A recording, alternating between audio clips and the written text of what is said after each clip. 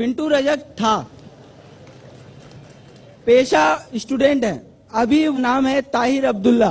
सवाल ये है कि एक तरफ इस्लाम में ये कहा जाता है कि अपने वालिदा को मतलब उनकी खिदमत करना जरूरी है, तो अगर मेरे ईमान लाने पे उन लोगों को तकलीफ है और मेरे ईमान पे, मेरे नमाज पे पढ़ने पे उन लोगों को तकलीफ है, तो इस हाल में क्या किया जाए? ईमान पे मतलब कमजोरी आती जाती है। भाई साहब ने बहुत अच्छा सवाल पूछा है। वो कह रहे थे कि वो पहले हिंदू थे, अब इस्लाम कबूल किए, अल्हम्दुलिल्लाह, मैं आपको कांग्रेचुलेट करता हूँ, माशाल्लाह। वो कह रहे हैं कि अभी इस्लाम कबूल करने के बाद अगर उसकी माँ या उसके वालिदैन दोनों एतराज करते हैं नमाज के ऊपर, तो भी क्या मुझे उसकी इज्जत करना चाहिए? क्या मुझे उनकी खिदमत करना चाहिए?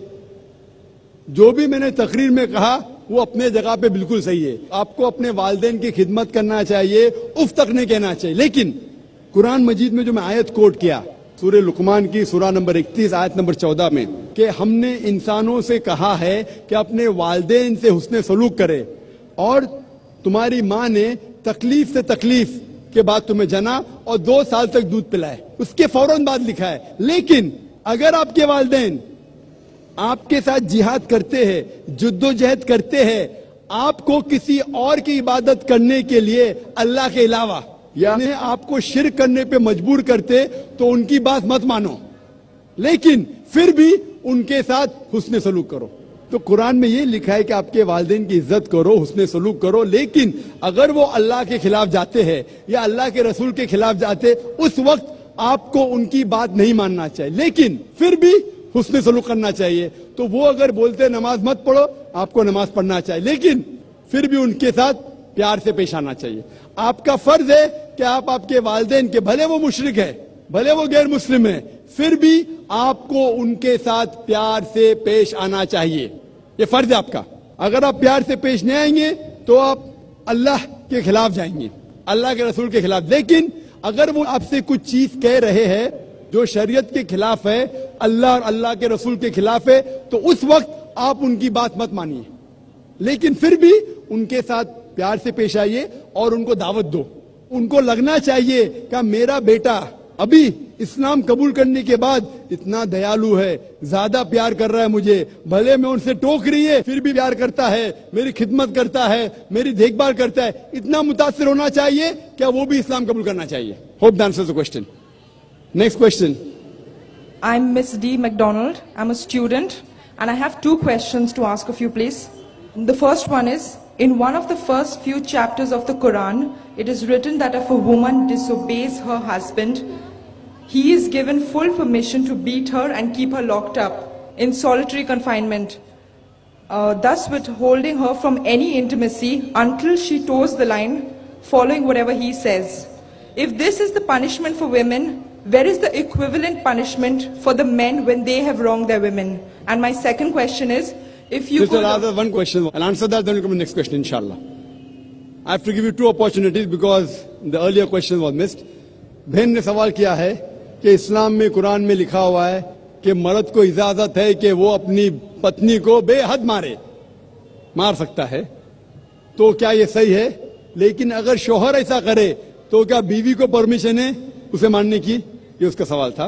जो बहन सवाल कर रही है वो कुरान मजीद की एक आयत का हवाला दी ने उनने, मैं देना चाहता हूँ। सूरह निसा का सूरा नंबर 4 आयत नंबर 34 में, जहाँ लिखा हुआ है कि अगर बीवी शोहर की बात नहीं मानती, कुछ हराम करती या नाफरमानी करती है, तो पहले शोहर बीवी को प्यार से समझाना चाहिए।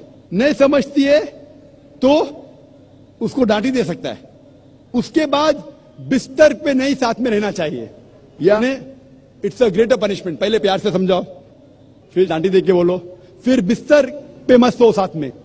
उसके बाद अरबी लफ्ज है दरबा, आप उसको लाइटली मार सकते हैं, और हदीस में आता है कि अल्लाह के रसूल फरमाते हैं ये लाइट मारना की मिसाल है कि मिसवाक से मारना। मिसवाक मतलब नॉट टूथब्रश, टूथब्रश से आप पीट भी सकते, होता ना हैंकरचीफ या रुमाल से मारना। It is a symbolic beating. और अल्लाह के रसूल फरमाते जब आप बीवी को मारे तो कभी चेहरे पे मत मारो, ऐसा मत मारो कि निशान रह जाए।